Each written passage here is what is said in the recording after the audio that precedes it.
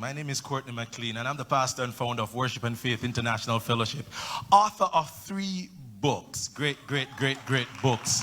I'm the CEO of Courtney McLean SMC Services, and I believe that you were born to win, but most of us were cultured to fail. And so there's a conflict between what we were born to do and what we are experiencing. And the work that we have is to become one with ourselves so that we can accomplish what we were born to do. That's some amount of work. Because that work is extremely hard. Many persons quit, and many persons, they just make up their mind that I'm going to exist. I'm going to live the way I am. I'm going to remain the way I am. It's hard. I believe one of the most frustrating things is to be a visionary. Because being a visionary causes you to see the possibility. But if it's a vision, it means the reality is not yet. There's a gap between possibility and reality that causes conflict, that causes tension, that makes it hard. Because of that, many people just settle. It's easy to settle. It's easier to just accept things the way they are and just flow. It's easy. I'm going to be very honest with you today. Being a visionary is hard. Deciding that you're going to self-actualize is hard. Making up your mind that you're going to reach for the stars is extremely hard. It requires steps. And if you don't understand the steps, you're going to resort to just live the way things are. I can talk for me. I can't talk for anybody else. Some persons were born in a culture where they were cultured for the win. Not everyone was. What I'm talking about, this doesn't go for everybody. Some persons grew up in a system where they were cultured properly so that they can function the way they're supposed to function, do what they're supposed to do. But some are we frustrated. And I am in that group. I'm in that. I grew up in a setting where people don't read. Now I'm told that if you want to self-actualize and go to the next dimension, you have to become a reader. If you want to be a leader, you have to be a reader. But I don't have no habit of reading. I'm told that if you want a healthy marriage, this is the way that you need to treat your wife. This is the way that you need to operate. My father come in and him say, "When me dinner there?" I'm told that you need to engage your children and you need to have conversations with them. My father said, "Boy, sit down. Go take your book. Ricky, go over there, sir. Turn up." Yeah.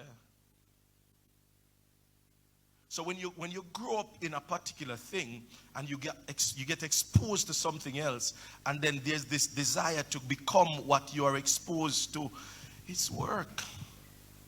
It's work. It's work. It's work. God spoke to the prophet Jeremiah. He said, "Jeremiah, I know you have an assignment. Hear what the assignment is. You're going to have to do some demolition work." He said, "You're going to have to tear down." Ultimately, what you're going to do is to establish something, but you can't do the establishing until you do the demolition. You have to do some demolition work. And so today I want to talk to you about demolition, confusion, frustration, continuation, renovation. We're gonna look at these words: demolition, confusion, frustration, continuation, renovation. If you're not willing to chart this course, if you're not willing to go this path, if you're not willing to move along this path, then you're not going to get to the renovation. So you have to begin with the frame of mind that I'm going to have to tear down some stuff. I'm going to have to tear down, I'm going to have to demolish, I'm going to have to destroy some of what I thought was okay. I'm going to have to be willing to let go of what I know and venture into an area that I don't know. I'm going to have to tear down some stuff. God said to Jeremiah, you're going to plant, but you can't plant. You're going to build, but you can't build, not until you demolish. And so for the past few years of my life, it has been hard because I have been working on demolishing the way of thinking, the way of, you're going to have to demolish some stuff. So I am working now with my children. I have 3 children, right? And I'm working now in order to talk to them in a better way, engage them. I'm working now at speaking to my wife with respect. Every now and again, something from that old foundation come up. I don't like it. Which means that it puts me in the position where I realize I didn't demolish some things good. It can be frustrating. Have you ever frustrated you? It can be frustrating.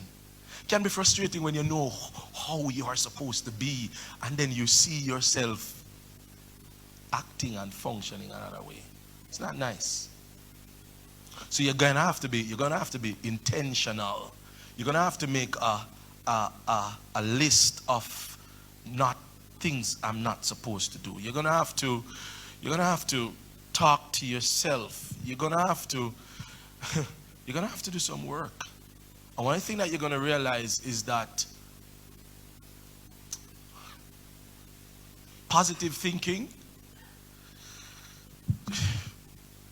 by itself doesn't work. Talking to yourself and just saying, I am good, I am good, I am good. By itself, it doesn't work. You're going to have to get to some of the root things on the inside. You're going to have to go down to why. Why am I like this? Why am I behaving like this? What is the root of this? You're going to have to be honest with yourself. And sometimes you're going to have to stop frustrating yourself in saying, you know what? I am this, I am this, I am this.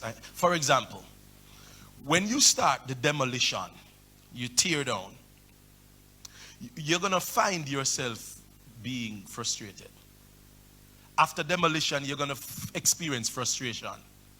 Why are you experiencing frustration? You're going to experience frustration and you're going to experience confusion because you are leaving what you know. Disruption causes confusion.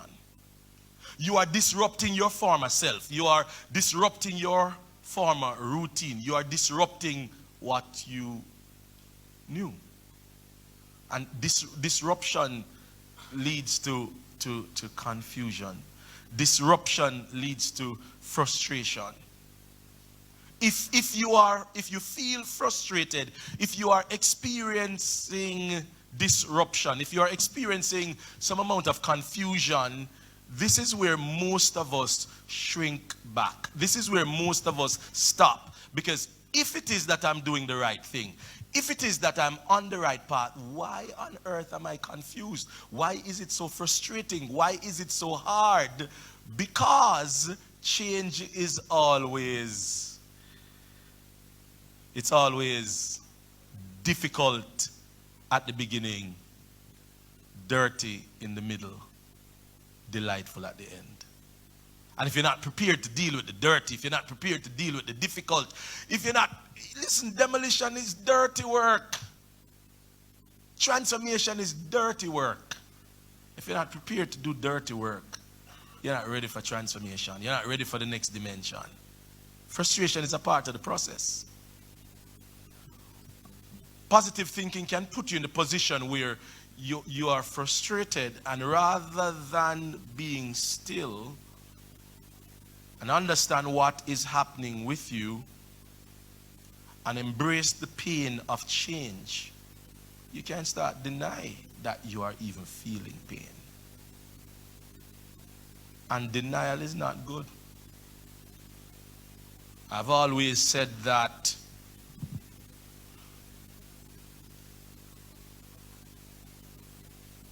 dysfunction is caused by suppression. So don't suppress what you're feeling. What you're feeling is real. The pain you're feeling is real. The challenge you're feeling is real. You know, this man was seen by a preacher. His hand was in a cast, and the preacher said, "What happened to your hand?" And he said, "Nothing, it's not broken. It's not broken. My hand is not broken. My hand is not broken," because he's speaking positively. It doesn't work. Acknowledge your pain. Acknowledge that you're hurting. Acknowledge that this is hard. Acknowledge that it is challenging. Embrace that season of your life, because another season is coming. Don't fight the seasons.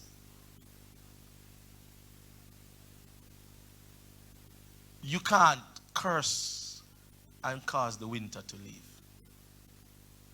Dress for the winter. It's a part of the season. It's a part of the process. The vision is for an appointed time. It's not for today. It's going to come to pass. But right now it's preparation. Right now you are demolishing in order to establish foundation. Right now you are doing some work behind the scenes. And that's all right. And you're going to see people who are ahead of you, who are walking in the fullness of their vision, and you're going to feel frustrated. But you're not called to compare yourself with people. Your journey is different. Your path is different.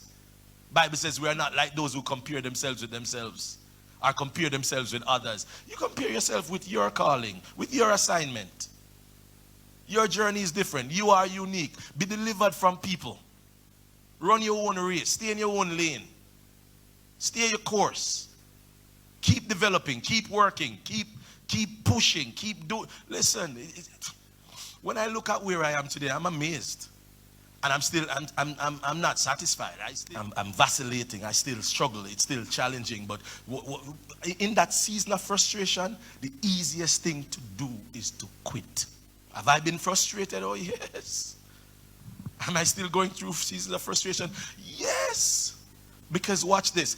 After you have demolished and you experience frustration, what now happens is that you reach a place of, you are now wired. You are now wired, and you can flow, and because you can flow and because you have developed that particular habit that you need to develop, which takes a good 60 to 70 days, when you develop that, you no longer need willpower.